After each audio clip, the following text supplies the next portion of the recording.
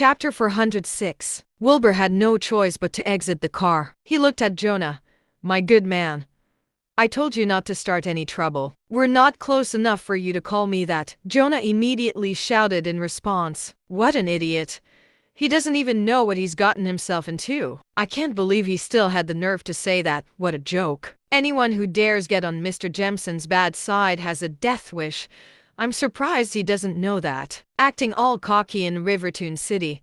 Does he take us for a joke?" Everyone mocked and jeered at Wilbur coldly with disdainful expressions on their faces. The two ladies even covered their mouths from how hard they were giggling, shaking their heads as they looked at Wilbur. Wilbur could just about guess that all of them came from backgrounds of wealth and power. They were used to getting things their way. He chuckled at Jonah. "Dude, we just had a little argument. Are you sure this is necessary?" "This isn't about the argument anymore," Jonah fumed. "No one in Rivertoon City tells me what to do. You'd have been fed to the beasts up that hill if I had pulled the trigger earlier." Wilbur sighed. "Do your parents know about you acting like this? Who the fuck do you think you are talking to me like that? You must be tired of living. Do you need me to break your legs to teach you a lesson?" Wilbur's expression finally darkened. "Get out of the way. Trying to leave, are we?" Jonah sneered. "That's not happening today, I'm afraid. We've got a jail cell waiting with your companion." "What's the meaning of that?" Wilbur said coldly. Just then, Chase said, "Boss, let's just beat him up before anything else. This guy's far too cocky." "Hey, let's not get physical at the drop of a hat. It's unsightly behavior," said Jonah. Chase frowned. "What do you say we do then, boss? I'm suspecting them of illegal hunting. Call special forces and have them arrest these two to be interrogated." Jonah smiled smugly. Chase barked out a laugh. "Good thinking, boss. Nice one." Just then, one of the girls next to Jonah said to Wilbur, "Con, why did you have to go looking for trouble with Mr. Jemson? Now look at what you've done. Just apologize to Mr. Jemson and he might go easy on you." "Yes, Mr. Jemson's a good man. Get on your knees and beg at his feet. After that, he'll drop the matter. Isn't that right, Mr. Jemson?" the other lady crooned. Jonah merely smirked, saying nothing. Wilbur sighed. "You really are a ruthless bastard, huh?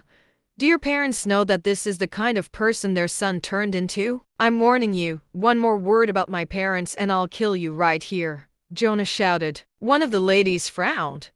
"What's your problem, huh?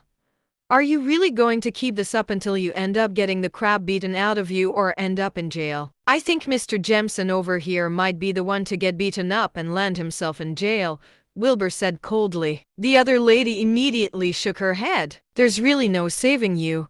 We even tried speaking up for you to Mr. Jemson, but you refused our kindness. We can't help you anymore if you've got a death wish." "How are you so sure that I'm the one with a death wish here, huh?" Wilbur replied. Jonah flared up in anger when Wilbur still retaliated.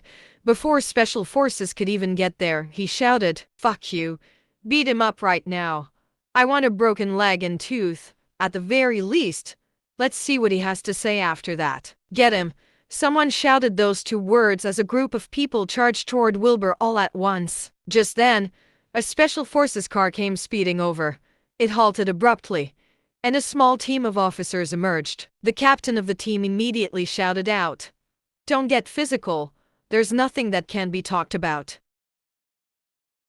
Chapter 407. Jonah saw the officers coming over and immediately called out for his men to stop. He did not want to make his position of power look too obvious, after all. Jonah always felt a thrill whenever he saw the pleading expression on others' faces as they begged him for mercy. He wanted nothing more than for Wilbur to be his next victim. He was going to have the officers arrest him.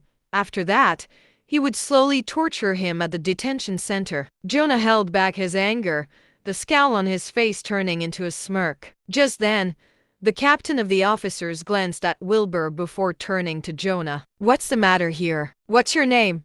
Jonah demanded. Jonah actually did not know who this team captain was. He had only just called the vice captain of special forces to send a team over, but this team captain probably knew who Jonah was. "Team captain of Team 2 in Special Forces, Captain Burt Mackle," the team captain said. Jonah smirked as he nodded. "I suspect this man of illegal hunting. breaking and entering into forbidden territory in the city, and engaging in illegal activities. Please arrest him right now for interrogation. Are you sure?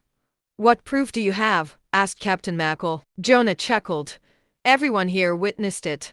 They had secret equipment with them that might be weapons and entered the sealed-off territory in Sun and Hill. Yes, we all saw it. I saw it with my own two eyes. They had a black suitcase with them and were being all secretive as they snuck around. Arrest them. I know what I saw. Jonah's men piped up at once in support of him. Captain Mackle came up to Wilbur, his expression dark. What's your name? Wilbur Penn. Are these people telling the truth? I guess you could say that. Are you saying you admit to the crimes they're accusing you of? Wilbur sneered. Do you even hear yourself? Are you seriously arresting me based on a few accusations? We'll be the judge of whether those accusations are true or not after you come with us. There was a cold glint in Wilbur's eyes. It seemed like Captain Mackle and Jonah were in cahoots with each other. That was no surprise. Jonah was probably powerful enough in Rivertoon City to manipulate a small team captain of the Special Forces. It was just their misfortune that they had found the wrong target. Wilbur's tone was cold. You have no right to arrest me. I'm warning you. Retaliating against an arrest is a serious crime. I'd think twice about it if I were you, Captain Mackle said. The other officers crowded around Wilbur at once, completely surrounding him. Wilbur chuckled. You've really got some nerve. Arresting someone with no proper proof. We've got a statement and multiple witnesses. That's more than enough, Captain Mackle said, completely unabashed. And what if I refuse to go with you? Replied Wilbur. We'll just have to resort to more extreme measures to arrest you then, Captain Mackle shouted. Wilbur smirked. You're a disgrace. What did you just say? Bert immediately became angry. Chapter 408. Wilbur said coldly, I just called you a bootlicking disgrace, am I wrong? It's so clear that they're the ones who are doing illegal hunting with illegally owned firearms, and they even threatened to kill me. The moment you heard a few comments from them about me, you immediately changed your opinion regarding this matter and didn't ask me a thing. You're even arresting me right now. You're a huge disgrace to the force. You bastard. Arrest him. Shoot if he retaliates, Bert shouted. Two officers ran toward Wilbur, attempting to arrest him. Meanwhile, the other officers aimed their guns at Wilbur. A satisfied smirk appeared on Jonah's face, and his men began to laugh as well. See, anyone who went against Jonah Jameson in Rivertoon City was dead, regardless of whether they were truly in the wrong or not. However, Wilbur's foot swept out in a kick just then that immediately sent the two officers coming toward him tumbling over. The other officers had barely blinked when Wilbur sent them tumbling to the ground as well. Even Bert was slapped across the face several times. All their guns had also been confiscated from their possession. By the time they could react, Wilbur had all the officers' guns at his feet as he stared at them coldly. Jonah and the rest stopped short. They had not expected Wilbur to be such a good fighter. Bert was both shocked and enraged. Wilbur had actually fought back and even snatched their guns from them. It was definitely a huge ordeal now. The officers scrambled to get to their feet as Bert shouted, How dare you attack Special Forces officers and snatch our guns? This is a serious offense. I'll hold on to your guns for now.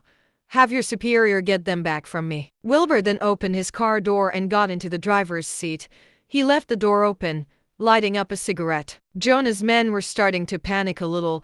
Didn't Wilbur seem a bit too powerful? However, Jonah suddenly burst out into a raucous peal of laughter, shaking his head afterward before sighing. What a fucking idiot.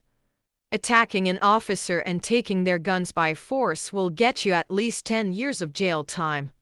You're done for. Jonah's men returned to their senses at that, laughing along with him. Wilbur was a good fighter, but surely he would not be able to win over the entire Special Forces department. They had over 1,000 officers that were armed to the teeth with a variety of weapons. The Special Forces officers were in charge of working with the police to keep the city safe and deal with any emergencies. However, they were also responsible for taking down terrorists and were definitely a force to be reckoned with. While Wilbur might have been able to take down a handful of men with ease, the same could not be said if it were 80 to 100 men all at once. The cocky bastard was about to be taught a lesson. Jonah glanced at a trembling Bert and shouted, "Bert Mackle, what the hell are you waiting for? This man just attacked a team of officers and took your guns by force. Call for backup at once and arrest this criminal." Those words seemed to snap Bert out of his stupor, and he scrambled to get his phone out to call for backup. Jonah gave a cold glance to Wilbur, who was sitting in his car. "You're in trouble now, you bastard. I won't even have to do anything since you're the one who screwed yourself over." "Is that so? We'll see about that." Wilbur took a long drag of his cigarette, smiling. The two ladies clutching onto Jonah had finally returned to their senses then as well. They could not help but feel pity toward Wilbur. Jonah had just wanted to mess with the guy. Once he had kicked him around a little, he would have dropped the matter entirely. However, it seemed like things had gotten out of control then. Just then, Ryder piped up from the back seat. "Deacon Penn, are we seriously going through all this trouble? Why don't we just shoot the bastard?" "Dude, have some fucking class, would you?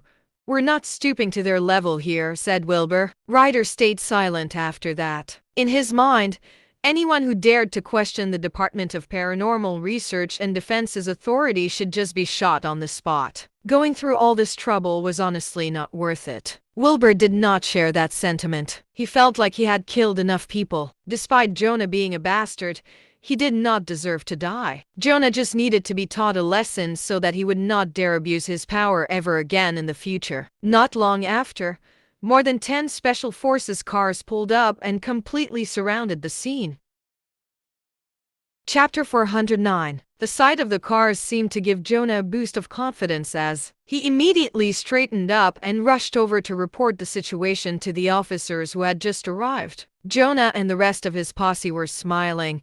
They were curious to see just how a bastard like Wilbur would hold up against all these officers. As Jonah reported the situation, up to 100 Special Forces officers and police officers surrounded Wilbur's car. They were all armed, the barrels of their guns pointed at his car. The situation had blown up, and both the head and vice captains of the Special Forces, along with the head of the police department, had shown up. An officer having their gun taken from them by force was a big deal.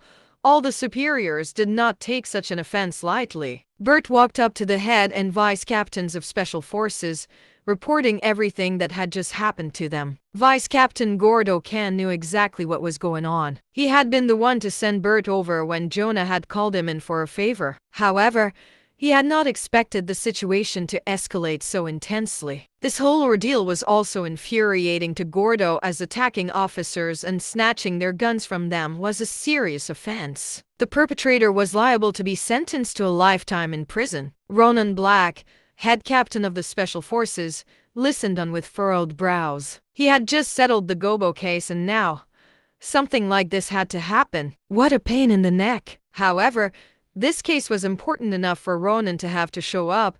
He would be responsible if it was not handled well. "Captain, from what I can see, we should just kill the guy. He snatched all these guns from our officers. He's immensely dangerous," said Gordo. Ronan turned to look at him. "Let's take a closer look at the situation before that. We'll do our best to talk him into surrendering. Since he's got all those guns on him, there might be a few casualties at hand if a fight were to break out." Gordo said nothing else. After all, he was merely a vice captain. The head of the police force also did not say anything as he stood there. This case was out of his hands. There was nothing he could do.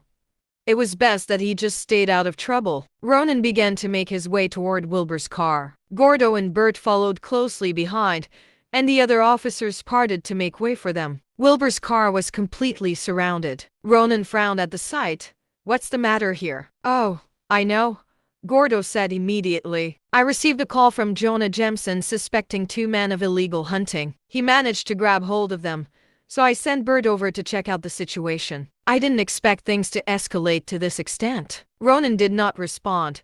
He knew for a fact that something was definitely off about this situation. Why would Jonah be so concerned over a small illegal hunting case and even call Gordo because of it? However, none of that was important right now. What mattered most at that moment was getting the guns back without causing any casualties and arresting the perpetrator. Jonah walked over, smiling. "Uncle Ronan, you're here too?" "Jonah, what are you doing here?" Ronan asked on purpose. Jonah chuckled. I reported the bastard myself. I didn't think he'd get cocky enough to attack your officers and take their guns by force. All right. I'll take it from here. It's not safe for you to stay here, so you should head back, Ronan said. Jonah continued to smile. It's quite all right. I'll stay here and watch. There's nothing he can do with so many officers around. Ronan frowned but said nothing. After all, Jonah's father was Ronan's superior, so there was not much that he could do. The officers made way for Ronan as he prepared to talk with the perpetrator. Jonah smirked coldly, watching on. At the moment, he was thinking about what kind of trouble that Wilbur bastard was about to get himself into. However, the moment Ronan finally got a clear view of the car, the expression on his face froze. Chapter 410. Wasn't that the car Wilbur had been driving, the one that belonged to the Department of Paranormal Research and Defense? Ronan turned around. Are you sure the perp's in this car right here? That's the one, Captain. Look, all the guns he took are right next to it. Bert responded immediately. Gordo's expression was stern. I think we should just let the officers storm him, Captain. This man was strong enough to take down several officers. He's extremely dangerous. Yeah, Uncle Ronan. Just shoot the guy. It's not worth you or anyone here getting hurt, Jonah smirked. Ronan was able to make out the face of the man smoking in the car right then. He could tell without a doubt that it was Wilbur. That meant that Ryder was probably in the back seat. These guys had messed with the Department of Paranormal Research and Defense. Were they out of their minds? After giving it some thought, Ronan turned to Jonah. Jonah, tell me the truth. Do you have a personal grudge with the men in the car? No, of course not. I'm just doing what I should do as any law-abiding citizen should and reporting an illegal act I witnessed. Jonah smiled. Ronan's expression darkened as he turned to look at Gordo and Bert. You two better confess up on this. I can guarantee. You can't afford the consequences that will come out of this. Captain, we just received a report and took action like with any other case. Gordo did not know why. But his head captain sounded a bit strange then. Ronan sighed to himself. It was clear as day exactly what sort of personal grudge Jonah might have with Wilbur. There was no way Jonah would be bothered to chase after someone as petty as an illegal hunter. No one was going to tell him the truth, so Ronan was not going to prod any further. This was going to be handled by the book, so if anyone ended up suffering, it would just be their own poor luck. Ronan coughed once and called out to the car. Sir, do you mind getting out of your car and talking to me? Wilbur emerged from the car right after, and all the officers pointed their guns at him. Ronan shouted loudly, "Put your guns down." The officers were shocked by this but could only do as they were told. Wilbur smiled. You came too, Captain Black? Say, isn't that Deacon Penn? What the hell's going on here? Ronan feigned confusion, plastering a smile onto his face as he shook Wilbur's hand warmly. Gordo and the rest balked at the sight. Did the head captain of Special Forces know this guy? The smile on Jonah's face froze as well. No wonder the bastard had been so cocky.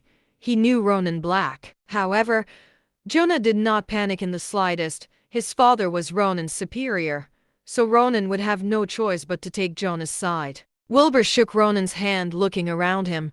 What a big crowd you came with. It's all a mistake. I didn't know it was you here. Listen up, everyone. Retreat 300 meters at once. Get no closer than that, Ronan shouted. The officers were confused but did as they were told. They backed up from Wilbur's car, leaving Gordo and the rest still in shock. Jonah strode over then, calling out to Ronan. Uncle Ronan, this man's an illegal hunter who just attacked a whole team of officers and stole their guns. He has to be punished. Just what are you doing? What am I doing? What proof do you have that he was hunting illegally? Ronan asked sharply. Jonah immediately responded. The few of us witnessed it ourselves. Is that so? That's fine then. Apologize to Deacon Penn, and we'll consider the matter settled. Ronan looked pointedly at Jonah. Jonah was completely stunned, staring at Ronan in disbelief. Chapter 411. Ronan had honestly made the situation pretty clear. He had implied to Jonah that this man here was not to be messed with and the situation could still be salvaged as long as Jonah apologized. However, Jonah was too used to things going his way and did not get the hint at all. Jonah was quiet for a long while before fuming. I don't care that you two know each other. If you don't arrest him today, you're going to get it. Ronan could not help but sigh. It looked like Jonah was still as dense as ever. Ronan turned to Jonah. This man is from the Department of Paranormal Research and Defense. This matter is out of our hands. Do you understand? Ronan had wanted to at least try and save Jonah, seeing as they were both from the same city. However, Jonah still could not take the hint and cried out, I've never fucking heard of such a department. You're dead if you protect this bastard, Ronan Black. The words made Ronan stop trying to help him altogether as he said, I didn't have the right to arrest him. You can do it if you think you can. Jonah was stunned. He had not expected Ronan to refuse to help him at all and end up humiliating him like this. Jonah's men were at a loss for words as well. What was going on with Ronan? Had he forgotten that his superior was none other than Jonah's father? Was Ronan trying to get himself fired? Just then, Wilbur's expression turned cold. Ronan, this man is in possession of illegal firearms and used them to threaten a member of the Department of Paranormal Research and Defense. Cuff him and take him back to be interrogated. Threatening a member of the Department of Paranormal Research and Defense is a serious offense. On it. Ronan did not miss a beat, turning around to the officers behind him and saying, handcuff Jonah Jemison and detain him at the department. The officers Ronan just addressed worked directly under him. They only answered to his orders and executed them without hesitation. They walked up to Jonah at once, pressing him down and putting him in handcuffs. Jonah flared up in outrage, shouting at the top of his lungs, Are you trying to get yourself fired, Ronan Black? Do you know what you're doing? Jonah Jemison, Ronan shouted, walking up to Jonah and staring down at him coldly. Do you know who you just accused? Who the hell is he? Jonah was infuriated as he continued to yell his head off. Ronan smirked. He's from the Department of Paranormal Research and Defense, the most powerful official department in all of Dasha. All departments across the nation are to work with them under any circumstance, and they have the right to go about any case however they want to. Even your father is nothing in comparison. Do you really think you're all that powerful? Jonah was completely shocked by these words. A department like that really existed? The sight of Jonah in handcuffs made the jaws of his men drop to the ground. The two ladies stared at Wilbur in disbelief, as if they were looking at a ghost. Wilbur walked up to Jonah with a smile. I told you not to be so sure about who would get it. You're getting at least 3 to 5 years in prison for threatening someone from the Department of Paranormal Research and Defense. And that's a pretty light sentence already. Wilbur's words caused a wave of panic and terror to immediately rise up in Jonah's chest. He finally understood what Ronan had been trying to say earlier. However, it was already too late. The mention of how powerful the Department of Paranormal Research and Defense was practically made Jonah's knees wobble. His little bit of status was nothing in comparison. Jonah stole a glance at Wilbur, trembling in fear. Wilbur took in the look of terror on Jonah's face and did not wish to torment the poor guy anymore as he turned to Ronan. Send me a file of Jonah Jemison's case once it's been finalized. I'll personally look through it myself. Of course. Ronan knew that Jonah was done for. Ronan himself would be in trouble if he were to go easy on Jonah. As for Jonah's father, he was nothing in comparison to the Department of Paranormal Research and Defense. Jonah's father would probably not have the nerve to beg for a lighter sentence. In fact, he might not even want to involve himself altogether for fear of getting into more trouble. After all, it was hardly like Jonah's father was completely innocent himself. Chapter 412. Just then, Jonah's spirit seemed to be completely defeated as he collapsed to the ground. Wilbur chuckled. You should keep a closer eye on your department, Captain Black. Don't get yourself into trouble you didn't start. Gordo and Bert trembled at those words. It was clear that Wilbur was referring to them. Ronan nodded. I'll be sure to do just that. I'll be on my way then. Send me that report the second it's done. Wilbur got into his car after that, driving off into the distance. Ronan heaved a loud sigh of relief after that, turning to glare at Jonah. Don't even think about getting out of this. No one can help you now, so just give up. Ronan knew how powerful the Department of Paranormal Research and Defense was. People like himself and Jonah were hardly anything in comparison. Jonah had really screwed up this time. He honestly deserved it for wreaking havoc in Rivertoon City throughout all these years. "Take him away," Ronan shouted, and Jonah was sent off to the Special Forces Department at once. Ronan glanced at Gordo and Bert, sneering coldly before driving off as well. Gordo and Bert exchanged glances, trembling with fear as they ordered the other officers to return to the department. The police force retreated as well. All that was left were Jonah's men, who seemed frozen where they stood. None of them had expected this to end up with Jonah getting taken away in handcuffs. Who the hell was that guy and why was he so powerful? What was going to happen to them? Who else was going to come for them after this? These thoughts made Jonah's men grow uneasy. The two ladies were still in a daze and had not returned to their senses yet. To them, Jonah was the most powerful existence in Rivertoon City. How did this happen? Just then, Wilbur and Ryder had reached a freeway. It was past 9 at night when they returned to Sea Lake Island. Just as the two of them had reached a bridge, a middle-aged man in a suit was seen pacing about while holding a briefcase. Wilbur paid no mind to him. The outskirts of Sea Lake Island were open to the public and were frequently visited by many. However, just as Wilbur stepped onto the bridge, Charles hurried up to him, saying, "Sir, there's a man by the name of Walter Lorna looking for you. He's been waiting all day." Walter Lorna. Wilbur combed through his mind. However, the name did not ring a bell. What does he do? He says he's a lawyer. He's working on a case and insists that he has to see you. He told me it's urgent and that he used to work for you. Wilbur turned around. The man in the suit was looking over anxiously. "Is that him?" "Yes, sir." "Have him come to my room." Wilbur and Ryder walked inside. Ryder headed to the office to write a report while Wilbur headed to his room. Not long after, the man in the suit was brought over by Charles. "Mr. Wilbur Penn?" "That's me." "What's up?" Wilbur asked. The man in the suit said, "My name's Walter Lorna. Do you know a man named Ethan Mothleen?" "Ethan? What about him?" Wilbur's expression grew solemn at the mention of that particular name. Chapter 413. Walter gulped.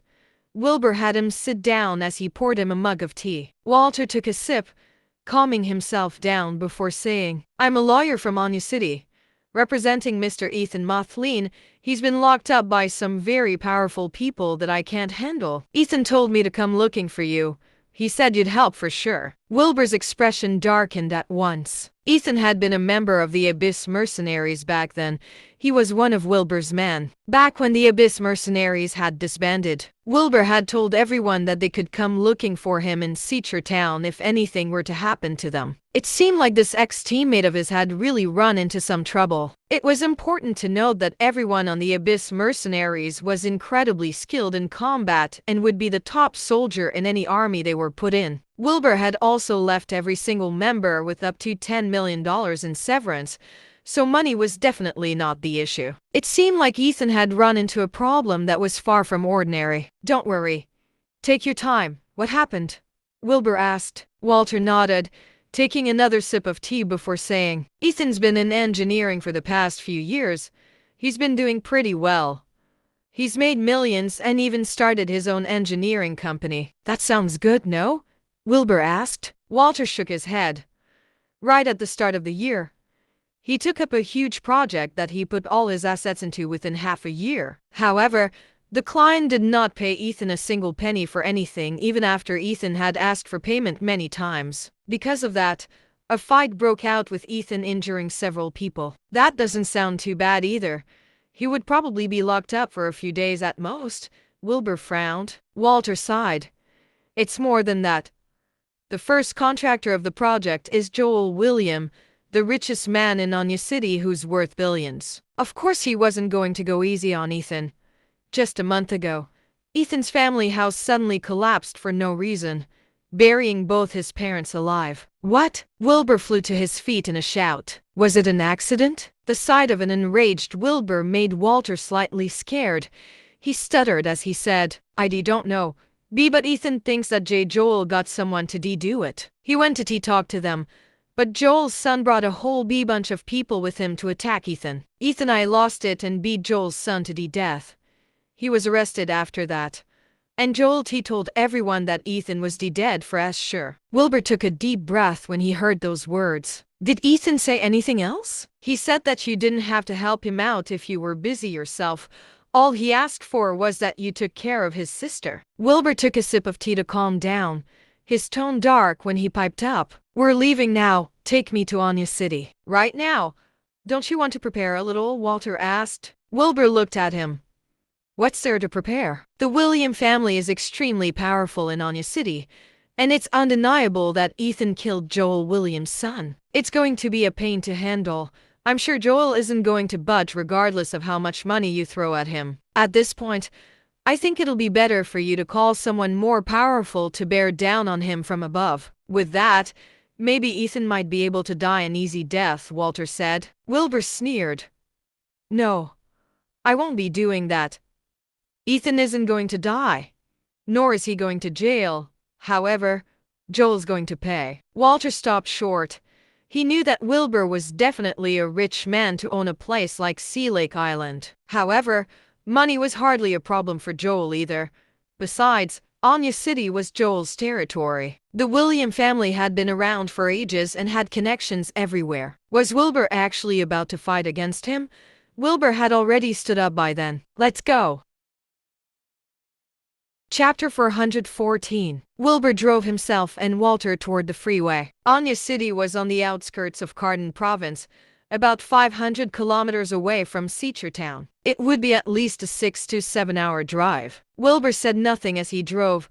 Walter was quiet in the back seat as well. Walter had been in Town for over 10 days as it had taken him quite some time to find Wilbur. Despite the fact that Wilbur definitely seemed rich, he was probably a far cry from Joel. After all, Joel was worth billions as Anya City's richest man. Besides, Joel's company, Viewspring Corp., had a hand in multiple industries and built quite a reputable name and network for itself. With all these factors, Walter honestly did not know what Wilbur would do. Walter himself had faced quite a few bumps in the road as Ethan's lawyer. The power of the William family was far beyond imagination. Ethan had paid Walter a good amount of money, so Walter was trying his best. The rest was up to fate. It was in the wee hours of the morning when Wilbur and Walter arrived at Anya City. As such, they decided to stay at a hotel. Wilbur said, I'd like to see Ethan later today, so please get that arranged. Also, I'll pay you double of whatever you've been paid so far.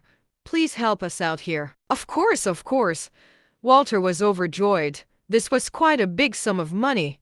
Rich people truly were a generous breed. It was a shame that there was no way he would be able to win over Joel William. However, Walter did not say that out loud as he simply left in a hurry. Wilbur sat on the couch, his brows furrowed as he mumbled to himself. My brother. We went through life and death together. My brother, I'm going to avenge you. So don't you worry about it. He then pushed the thought to the back of his mind and began to meditate. Wilbur was worried that he might just head out and kill that Joel guy right there and then if he continued to think about it any further. At around 3 in the afternoon, Walter called Wilbur to tell him that the papers had been filled out and Wilbur could head to the detention center. Wilbur called a cab at once, heading over. He met Walter at the entrance. Once there, Walter showed the guards the relevant papers and Wilbur was finally able to see Ethan. Ethan looked forlorn as he was escorted into the meeting room, his beard unkempt as his wrists and ankles were cuffed. His eyes widened at the sight of Wilbur, tearing up as he shouted, "Boss!" Wilbur nodded with a smile, asking Ethan to sit down. Ethan sat across them, with 2 guards on either side of him in supervision. Don't worry. Everything's fine now that I'm here, Wilbur said. Ethan was overwhelmed with emotion. I knew you'd never abandon me, boss. Of course not. We went through life and death together. I'd never be able to stand and watch something bad happen to any of my men. Thank you, boss. Tell me now, was your house collapsing an accident? Ethan immediately became mad. It was definitely not an accident. I saw traces of dynamite around the house after it collapsed. However, the authorities ruled it as a natural disaster instead. That's why I went to talk to Joel. But they ganged up on me. I lost it then and beat Joel's son to death. Is that so? For what it's worth, I'm glad his son's dead. Wilbur completely trusted Ethan in the matter. Ethan was a demolition expert, so there was no way he was wrong about the dynamite. Hey, watch what you're saying, one of the supervising guards shouted at Wilbur. Chapter 415. Wilbur glanced at the guard, who felt a wave of terror immediately wash over him as he took 2 steps back. Wilbur sneered, turning back to Ethan. Don't worry. You'll be out of here real soon. Joel still owes you his life and he's going to pay. I trust you, boss. It's just my sister that I'm worried about now. I'm afraid that Joel might hurt her just to get revenge against me. She's all I've got left, Ethan said, looking distressed. Wilbur frowned. What's your sister's name and where is she now? Her name's Shelby Mothleen. She goes to West End College, said Ethan. Wilbur smiled. Don't worry. I'll send someone over to protect her this very instant. Anyone who dares to lay a hand on her would be out of their mind. That makes me feel a lot better.